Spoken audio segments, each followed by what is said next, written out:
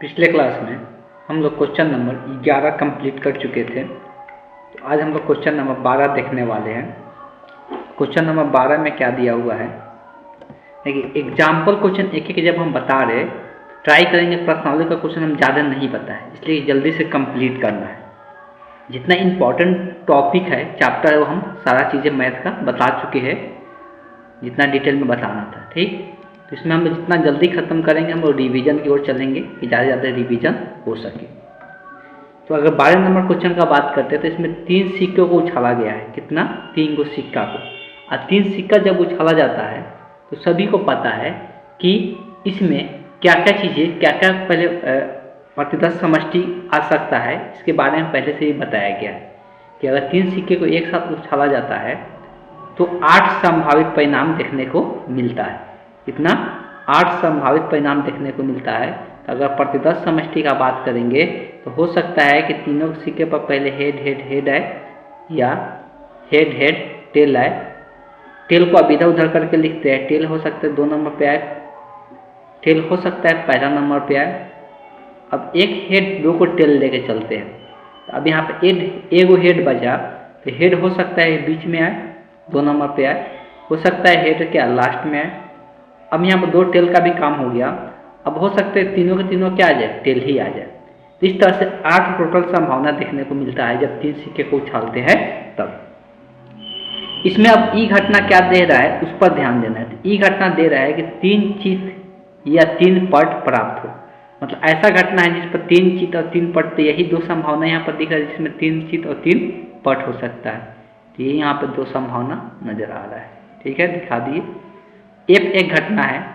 F के बारे में क्या दिया हुआ है कि न्यूनतम 2 चित्त प्राप्त हो। जब भी न्यूनतम का बात होता है तो मतलब कम से कम 2 तो होना चाहिए, अधिक रहेगा तो कोई दिक्कत नहीं है। न्यूनतम 2 रहेगा तो ठीक है, 2 से अधिक भी रहेगा तो ठीक है, लेकिन 2 से कम नहीं होना चाहिए। न्यूनतम शब्द जब यूज किया जाता है तो न्यूनतम 2 चित्त, चित्त का मतलब होता है हेड। ठीक है, हेड को इससे हम लोग दिखाते हैं। तो न्यूनतम 2 चित्त का बात हो रहा है। तो इसमें 3 है तो ले ही सकते हैं, अधिक ले सकते हैं लेकिन कम नहीं ले सकते। तो इसमें भी 2 है तो ले सकते हैं, जिसमें 2 है और 3 है ले सकते हैं, लेकिन 2 से कम नहीं होना चाहिए। तो यही इतना है जिसमें न्यूनतम क्या 2 चित्त दिखाई दे रहा है। एक और घटना दे रहा है जी, इसमें बोला है कि अधिकतम 2 पट हो। इसमें अधिकतम 2 पट का बात हो रहा है, मतलब टेल का बात हो रहा है कि अधिकतम कितना होना चाहिए 2, मतलब अधिक 2 होना चाहिए। कम कम के बारे में इंफॉर्मेशन कम रहेगा तो कोई दिक्कत नहीं है, लेकिन अधिकतम 2 होना चाहिए। ठीक है, तो सारे वो हेड लेना है जिसमें 2 हो या 2 से कम हो, जिसमें 2 हो या 2 से कम हो। तो सारे वो क्या टेल लेना है इसमें 2 हो या 2 से कम हो। तो इसमें भी 2 है, 2 से कम है तो ले सकते हैं। अधिकतम सब बोला है मतलब कम वाला ले सकते हैं। जिसमें 2 होगा उसको भी लेना है। 2 से ज़्यादा वाला नहीं लेना है। तो इसमें सब का सब आ गया, लगभग 6 गो आ गया। ठीक है, अब हम लोग को इसमें स्वतंत्र चेक करना है, पहले ई और एफ के बीच में, फिर ई और जी के बीच में, और फिर एफ और जी के बीच में। हम कोई एक ही चेक करेंगे, तीनों चेक करने से क्या फायदा, तीनों में वही चीज़ है। अब कौन कौन से पराश्रित है। पराश्रित अभी थोड़ा देर पहले ही बताए, जो डिपेंडेंट, जो स्वतंत्र नहीं होते वो क्या होते हैं, पराश्रित होते हैं। जो स्वतंत्र नहीं होंगे वो क्या हो गए, पराश्रित हो गए, एक दूसरे पर डिपेंड होंगे। बस यही चीज़ें चेक करना है। तो हम ऐसा करते हैं, हम सबसे पहले ये लास्ट वाला को ही चेक करते हैं, एफ और जी को, ये स्वतंत्र है कि नहीं है। तो एफ और जी को चेक करेंगे तो हमको क्या चाहिए, एफ इंटरसेक्शन जी चाहिए। तो एफ इंटरसेक्शन सबसे पहले जी निकाल लेते हैं, जो हमको ज्ञात करना है। हमको ये ज्ञात भी करना है, बाकी आप लोग खुद से कर लीजिएगा, सब चीज़ के बारे में पता है, जानकारी है। ठीक, तो एफ इंटरसेक्शन जी निकालना पड़ेगा। तो दोनों में जो कॉमन होगा, तो जो कॉमन है ये चीज़ तो कॉमन दिख रहा है एच एच टी, और क्या दिख रहा है एच टी एच भी है, एच टी एच ये भी कॉमन है, टी एच एच भी है। तो यही 3 चीज़ यहाँ पे कॉमन देखने को मिल रहा है एफ और जी में। अब प्रायिकता लिखते हैं, एफ और जी है। ठीक है, प्रायिकता लिखते हैं, सबका प्रायिकता लिखना पड़ेगा। P of F into P of G निकालना पड़ेगा, P of F into P of G निकालना पड़ेगा। तो पी ऑफ एफ कितना आएगा, तो इसकी संख्या कितना है 4 है, और कुल परिणाम कितना 8 है, तो 4/8 हो जाएगा। पी ऑफ जी, तो इसका संख्या कितना है 7 है, तो 7 कितना हो जाएगा 8 हो जाएगा। और इसको काटेंगे तो ये 2 मरतबे कटेगा, तो ये कितना हो जाएगा 7/8 गुना के 16 हो जाएगा। तो ये दोनों का गुणनफल आ गया अब इंटरसेक्शन वाला का परिक्ता निकालते हैं, तो F इंटरसेक्शन G का, इसकी संख्या कितना है, 3 है। अब कुल यहाँ पर कितना है, कुल 8 है, 3 बटे क्या हो जाएगा, 8 हो जाएगा। दोनों क्या एक दूसरे के ये बराबर है क्या, नहीं है, तो लिखेंगे चूँकि P of F intersection G not equal to है P of F dot P of G के, P of F dot P of G के, इसलिए क्या हो जाएगा, पराश्रित हो जाएगा। इसलिए क्या हो जाएगा, स्वतंत्र तो नहीं होगा, ये पराश्रित हो जाएगा। इसलिए F तथा G पराश्रित है, जो स्वतंत्र नहीं होगा वो क्या हो जाएगा, पराश्रित हो जाएगा। तो इस बात को ध्यान में रखना है, अभी थोड़ा देर पहले ही बताए थे। चलिए देखते हैं हम लोग अब नेक्स्ट क्वेश्चन। बाकी 2 कॉम्बिनेशन जो चेक करना है अपने से चेक कर लीजिएगा लोग, बहुत आसान है, आसानी से आप लोग कर सकते हैं। आगे क्वेश्चन नंबर, अभी और एग्जाम्पल है, क्वेश्चन नंबर 13। आगे एग्जाम्पल लेते हैं क्वेश्चन नंबर 13।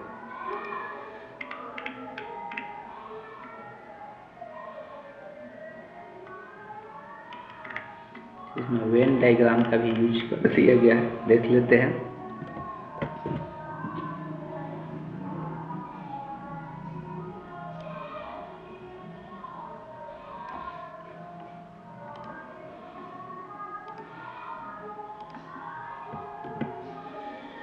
क्वेश्चन में दिया है, सिद्ध कीजिए कि यदि E और F 2 स्वतंत्र घटनाएं हैं तो E और F डैश भी स्वतंत्र होंगे।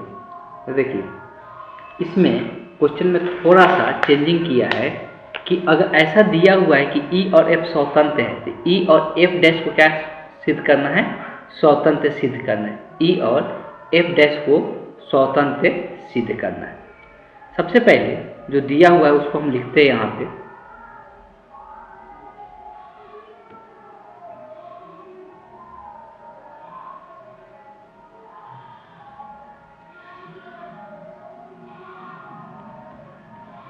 तो दिया गया है, इसमें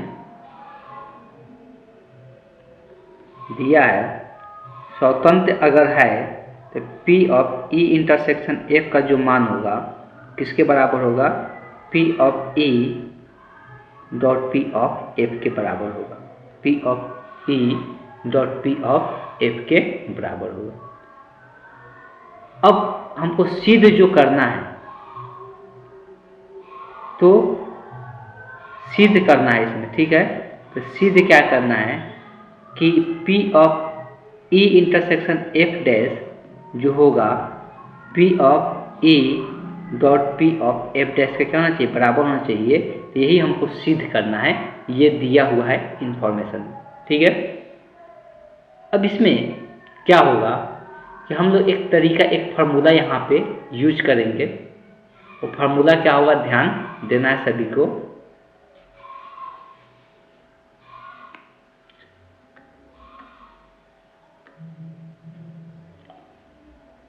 और जब भी 2 घटनाएं परस्पर अपवर्जी होता है, परस्पर अपवर्जी का मतलब होता है जब उसमें कुछ भी कॉमन न हो, जब उसमें कुछ भी कॉमन न होता है तो उसको हम परस्पर अपवर्जी कहते हैं।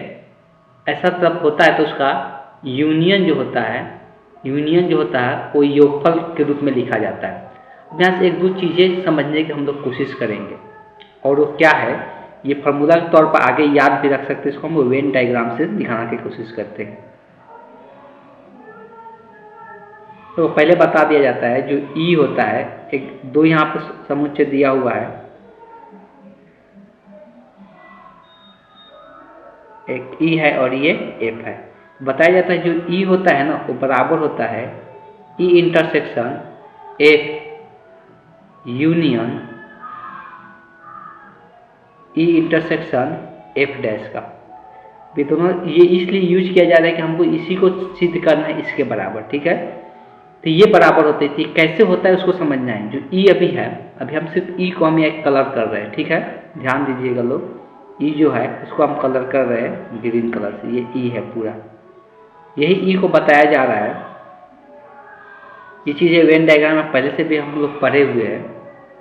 अब हमको E का जरूरत था और E इंटरसेक्शन F का जरूरत है। इंटरसेक्शन का मतलब होता है दोनों का कॉमन पार्ट। इंटरसेक्शन का मतलब क्या होता है, दोनों का कॉमन पार्ट। मतलब ये जो दर्शा रहा है ये जो दर्शाया इससे ये क्या दर्शाता है, ये दर्शा रहा है यहाँ पे किसको, ये दर्शा रहा है ई इंटरसेक्शन एफ को दर्शा रहा है। अब ई इंटरसेक्शन एफ डैश का मतलब क्या है, अब देखा जाए एफ डैश का मतलब होता है एफ को छोड़ के, तो एफ को छोड़ के कौन होगा, एफ को छोड़ के ये बाकी ये सब हो जाएगा इधर इधर इधर इधर, तो एफ डैश ये बाकी है और ई ये वाला है, तो दोनों का इंटरसेक्शन कौन आएगा, ये जो दिख रहा है बचा हुआ पार्ट ये दोनों का इंटरसेक्शन होता है। यहाँ से ये दूसरा कलर से दिखा देते हैं, जो ये होगा ये वाला ब्लैक कलर से दिखा दिए, ये जो बचा हुआ पार्ट है ई का, ये वाला जो हिस्सा है, ये वाला जो हिस्सा है ये वाला किसको दर्शाता है, ई इंटरसेक्शन एफ डैश को दर्शाता है। यूनियन का मतलब होता है दोनों का जोड़ना, ये और ये, तो ये दोनों आपस में जब जुड़ेगा तो पूरा ई का मान देगा, इसलिए यहाँ पर लिखा हुआ ये क्या होगा, ई का मान देगा। अब प्रायिकता में क्या होता है कि जब यूनियन का मतलब होता है योग, इंटरसेक्शन का मतलब होता है गुणना, तो अगर प्रायिकता लिखते हैं पी ऑफ ई का, तो यहाँ पर प्रायिकता हो जाएगा किसका, ई इंटरसेक्शन एफ का, और यूनियन का मतलब हो गया योग, तो यहाँ पर प्लस साइन हो जाएगा, प्रायिकता ई इंटरसेक्शन एफ डैश के बराबर होगा। तो ये अब फार्मूला के तौर पर भी याद रख सकते हैं, ये क्या है, फार्मूला के तौर पर भी इसको याद रख सकते हैं। और इसका भी आगे जो अभी सिद्ध कर रहे हैं इसका आगे डायरेक्ट हम लोग यूज कर सकते हैं कि ई इंटरसेक्शन एफ डैश बराबर होता है ई का प्रायिकता गुना एफ का एफ डैश का प्रायिकता के बराबर होता है। आगे इसका यूज भी करेंगे, ठीक है। अब हमको इसमें से ज्ञात कौन करना है, ये वाला ई इंटरसेक्शन एफ डैश को इतना के बराबर दिखाना है, तो इसको एक तरफ रखते हैं, तो पी ई इंटरसेक्शन क्या होगा, एफ डैश होगा, और इसको उधर लेके जाएंगे तो पी ई ऑफ ई में से क्या हो जाएगा, घट जाएगा, ई इंटरसेक्शन एफ घट जाएगा। अब हमको पता है कि ये P of E intersection F का मान कितना है, P of E dot P of F है। अब ये दोनों पद में दिख रहा है कि पी ऑफ ई इसमें भी है, पी ऑफ ई इसमें भी है, तो कॉमन क्या हो जाएगा, पी ऑफ ई कॉमन हो जाएगा, अब बचेगा क्या, 1 minus P of F dash बचेगा, एफ बचेगा, पी ऑफ एफ बच जाएगा। अब हमको पता है 1 माइनस किसी प्रायिकता में एक में से घटा देते हैं तो उसके कॉम्प्लीमेंट के बराबर हो जाता है, उसके बार के बराबर हो जाता है, तो ये क्या बचेगा, पी ऑफ एफ डैश हो जाएगा। पी ऑफ 1 माइनस चूँकि लिख सकते हैं कि पी ऑफ एफ डैश का फॉर्मूला हम लोग जानते हैं पहले से कि 1 माइनस पी ऑफ एफ के बराबर होता है, कॉम्प्लीमेंट के बराबर होता है, तो इसको हम लोग ऐसे लिख सकते हैं। तो ये क्या देखने को मिलेगा कि ये इसके बराबर आ गया, वही चीज़ सिद्ध करना था, वही चीज़ यहाँ से निकल के आ गया, तो यही चीज़ हम लोग को प्रूव करना था, लिख सकते हैं यहाँ पर प्रूव्ड, ये क्या हो गया, प्रूव्ड हो गया। तो यह फार्मूला के तौर पर भी याद रखना है कि अगर ऐसा हो, अगर क्या हो कि ई और एफ स्वतंत्र घटनाएं हैं, तो ई तथा एफ डैश भी क्या होगा, स्वतंत्र घटनाएं होगा, ई तथा एफ डैश भी क्या होगा, स्वतंत्र घटनाएं होगा, इस बात को ध्यान में रखना है। चलिए चलते हैं, एक और एग्जाम्पल बचा हुआ है, इसका अगला एग्जाम्पल लेते हैं।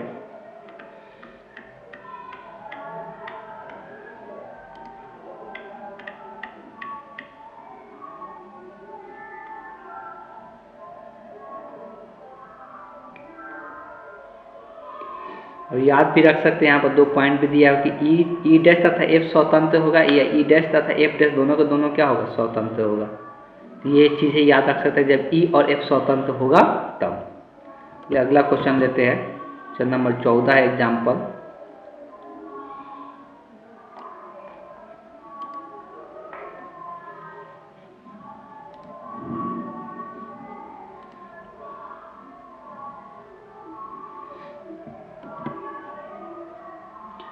दिया यदि ए और बी स्वतंत्र घटनाएं, इसमें भी ए और बी स्वतंत्र घटनाएं, तो दिया है ए या बी में से न्यूनतम एक के होने की प्रायिकता, न्यूनतम किसी एक के होने की प्रायिकता। जब या शब्द यूज करता है तो या शब्द का मतलब क्या होता है, तो या शब्द का मतलब होता है यूनियन, या शब्द का मतलब क्या होता है, यूनियन।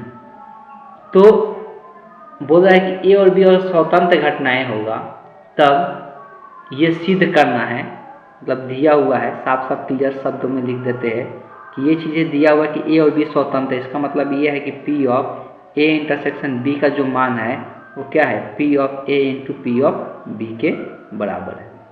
ये चीज़ें दिया हुआ है और सिद्ध करना है ए या बी, जब भी या शब्द यूज करेगा ए या बी, इसका मतलब होता है यूनियन। इसका मतलब क्या होता है, और यूज करेगा तो इंटरसेक्शन, और या यूज करेगा तो इसका प्रयोक्ता बोल रहा है किसके बराबर होगा, 1 minus P of A dash into P of B dash के बराबर होगा। P of A dash into P of B dash के बराबर होगा।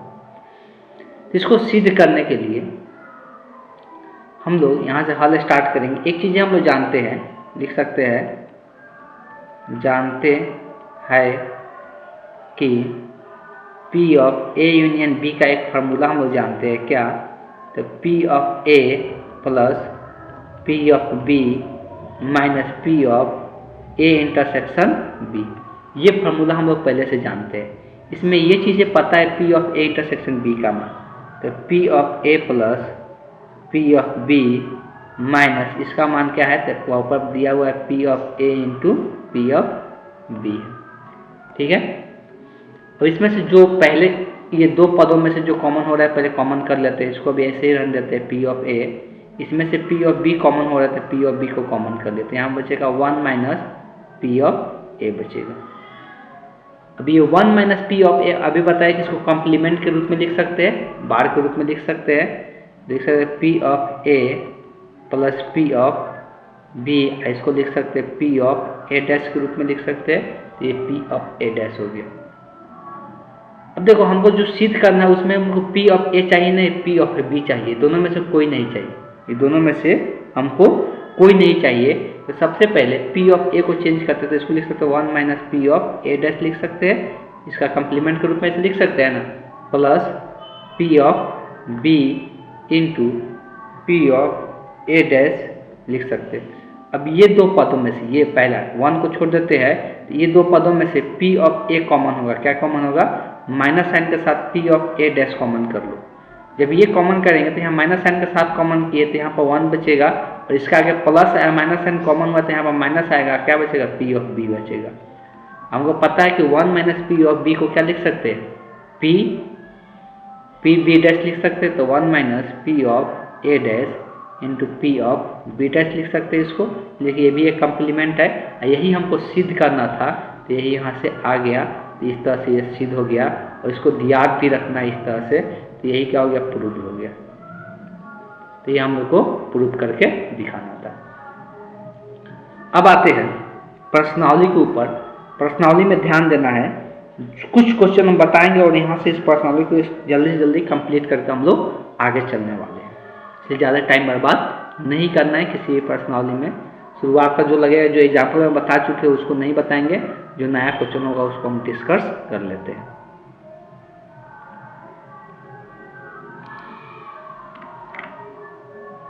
पहला में दिया है P ऑफ ए और बी स्वतंत्र घटनाएं हैं, तो P of A intersection B ज्ञात करना है। बहुत साधारण सा क्वेश्चन है। जब ये दोनों स्वतंत्र है तो P of A intersection B किसके बराबर होगा, P ऑफ ए गुना P ऑफ बी, मतलब ये दोनों को गुना करके निकाल लेना है, कुछ करना ही नहीं है। वैसे ही अब 52 पत्तों गड्ढियों में से अध्यक्ष बिना प्रतिस्थापित किए 2 पत्ते निकाले गए, दोनों पत्तों काले रंग का होने के पर, अब देखो काले रंग के कितना होता है, काले रंग का पत्ता 26 होता है, लाल भी 26 होता है, काले भी कितना होता है, 26 होता है। तो ये बोला है कि 2 काले रंग के पत्ता निकालने का प्रयोक्ता क्या होगा। तो बिना प्रतिस्थापित मतलब क्या, एक निकाल लिए तो फिर उसको रखेंगे नहीं, इसका मतलब ये कौन सा है, तो कौन सा प्रयोक्ता है, तो ये गुणनफल वाला प्रयोक्ता है। ये कौन सा है, तो गुणनफल वाला प्रयोक्ता है। तो इसको हम एक बार फिर से एक बार बता देता है, ऐसा क्वेश्चन बता भी चुके हैं।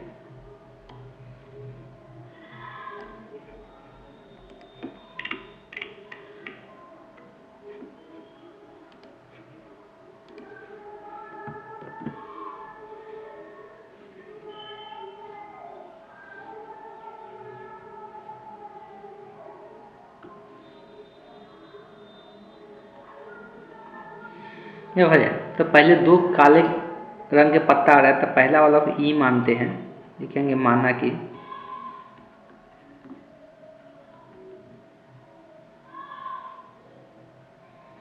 पहला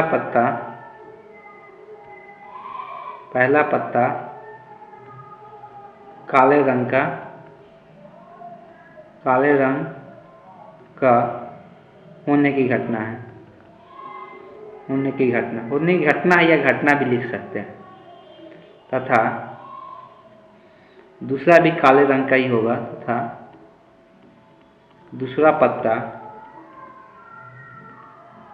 काले रंग का होने की घटना है, होने की घटना है। बेसिकली ये दोनों का दोनों क्या होगा, काले रंग का ही होगा। अब इसमें प्रायिकता निकालना है दोनों का, दोनों काले रंग का ही। तो P ऑफ E इंटरसेक्शन किससे निकाला जाता है, F से निकाला जाता है। इसके लिए फॉर्मूला ही बता दिया गया है। ये स्वतंत्र के बारे में बात नहीं है, स्वतंत्र घटना नहीं, एक दूसरे पर डिपेंड है। तो पहले E का प्रायिकता, और जब ये घटित हो चुका है तब F का प्रायिकता ज्ञात करना है। E का प्रायिकता मतलब काले रंग, काले रंग का कितना पत्ता होता है 26 को, 26 बटे कितना, कुल कितना है 52। अब एक निकल चुका है काले रंग का, तो कितना बचेगा 25। अब पत्ता है कितना 51 को, तो 25 बटे कितना हो जाएगा, 25 बटे 51 हो जाएगा। अब इसी को क्या करना है, गुना भाग करके मान निकाल लेना है, जो आएगा वही आंसर हो जाएगा। चेक कर लेते हैं कितना आएगा ये। तो अगर ये काट देते हैं 26 से, ये 52 दो मरतबे कटेगा और इसमें कुछ कटने वाला है नहीं, तो ये 25 बटे 51 में अगर 2 से गुना हो जाता है तो कितना हो जाएगा 102 हो जाएगा। इस तरह से इसका प्रायिकता क्या निकल के आएगा, दो काले के दाने का, तो 25 बटे 112 होगा। ठीक, यही होता है कि यहाँ पर नहीं लिखता कि बिना प्रतिस्थापित किए, मतलब एक निकाल फिर से वापस उसी में रख दिए, तब इसका प्रायिकता कुछ और होता, तब इसका प्रायिकता कुछ और होता। लेकिन यहाँ पर बोला है कि एक निकालने के बाद फिर दोबारा उसको रख नहीं रहे। ठीक, इसलिए प्रायिकता यहाँ पे ये होता है, ये डिपेंडेंट वाला होता है, इंडिपेंडेंट वाला इसके बाद भी हम लोग देखे थे। अगला क्वेश्चन देखते हैं।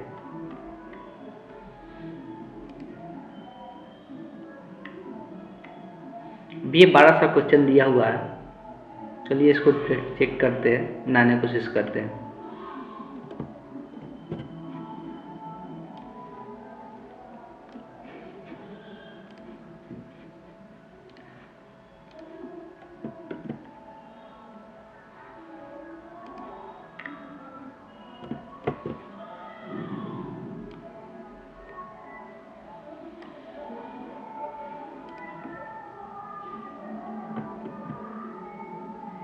ठीक है, तो संतरों के एक डिब्बे के निरीक्षण, उसमें 3 संतरों की यादृच्छिक बिना प्रतिस्थापित किए निकाला जा रहा है। तो संतरा का एक डिब्बा है, उसको बिना प्रतिस्थापित किए उसमें से 3 संतरा क्या किया जा रहा है, निकाला जा रहा है। बिना प्रतिस्थापित किए 3 संतरा निकाला जा रहा है।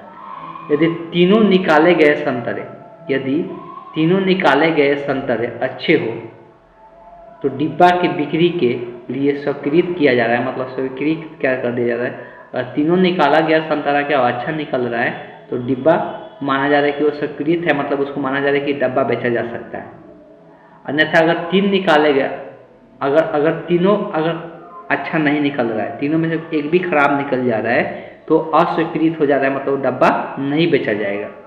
तो एक डिब्बा जिसमें 15 संतरे हैं, जिसमें से 12 अच्छे और 3 खराब संतरे हैं, तो बिक्री के लिए स्वीकृत होने की प्रायिकता क्या हो, मतलब हम लोग को वो क्या हो, वो बिक सके, स्वीकृत हो सके, मतलब वो बिक सके। बिकने के लिए तीनों संतरे क्या होना चाहिए, अच्छे होना चाहिए। मतलब हम लोग 15 संतरा है, 15 में से क्या है 12 को अच्छा है और 3 खराब है, तो हमको अच्छे 3 संतरे अच्छे आने की प्रायिकता ज्ञात करना है। 3 संतरे, इसमें भी एक निकालने के बाद फिर उसमें प्रतिस्थापित नहीं करेंगे, उसको बाहर निकाल दिया करेंगे। ठीक, तो तीन घटना यहाँ पे हो रहा है, तो तीनों को यहाँ पर एक एक बारी बारी से मानेंगे।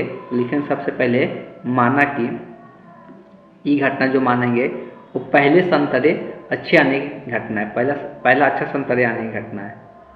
लिख सकते हैं पहला अच्छा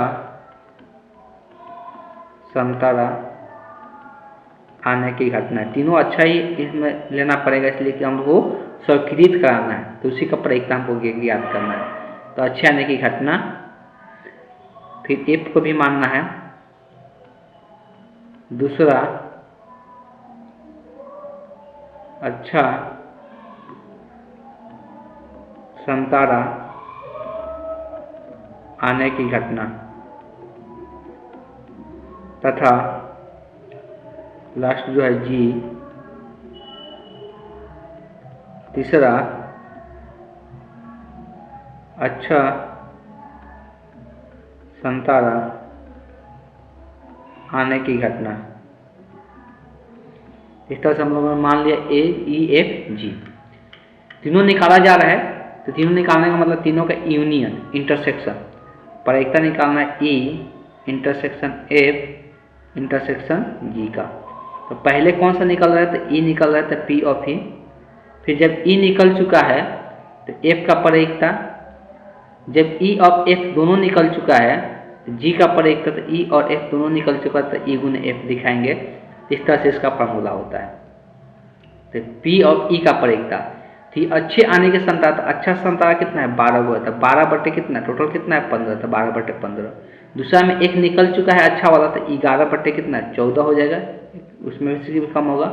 एक और अच्छा वाला निकल चुका है तो 10 बटे कितना हो जाएगा, 13 हो जाएगा।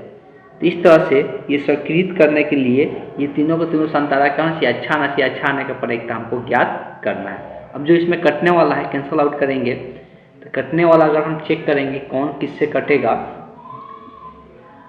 तो अगर यहाँ 12 का बात करते हैं तो 12 यहाँ 3 चौका 12, 3 पचे 15, 5 से ये कटेगा 10, 2 मरतबे, 2 से ये 14 कटेगा 7 मरतबे। और कोई कटने वाला दिखाई नहीं दे रहा है। तो 11 में 4 से गुना होगा, 11 44 हो गया, 13 में 7 से 13 पच्चे 13 7 91 हो जाएगा। ठीक, 13 7 91 हो गया। तो इस तरह से इसका प्रायिकता निकल के आ गया 44 बटे 91 हो गया। ठीक है, बहुत आसान है। ऐसा क्वेश्चन हम एग्जाम्पल में कराए थे, लेकिन पढ़ के समझ में आना चाहिए, तभी जाकर हम लोग सही ढंग से क्वेश्चन को कर पाएंगे। ये देखते हैं अगला क्वेश्चन। क्वेश्चन नंबर अगला जो है वो 4 नंबर क्वेश्चन है।